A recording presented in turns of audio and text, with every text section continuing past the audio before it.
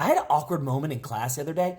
I asked my students if they had ever tried swinging, and they hadn't, but a lot of them showed some interest in it. It's not what you think. Let me explain. I'm Michael Marzi. I'm a math professor at American University in Washington, D.C., so I know how math works. So we were working on a problem, and at one point, one of the steps was to multiply 15 times 48. And that's not an easy product to do in your heads, especially if you're using the traditional multiplication algorithm. So I said, why don't you just swing over a 2?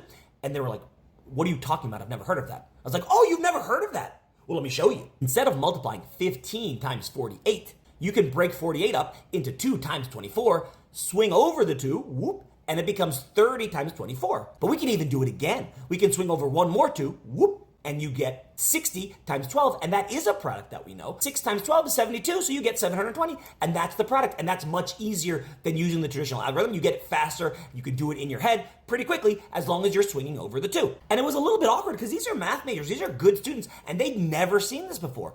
And it's not really their fault. I don't think I was ever taught it in school. I probably picked it up from seeing someone else do it, or recognizing the properties of 2 and using associative property.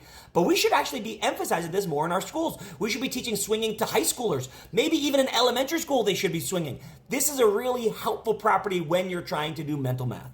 So we should all be swingers. So next time you're trying to multiply some numbers, why don't you try swing over a 2, swing over a 5, see what happens. Try it yourself, see if you like it.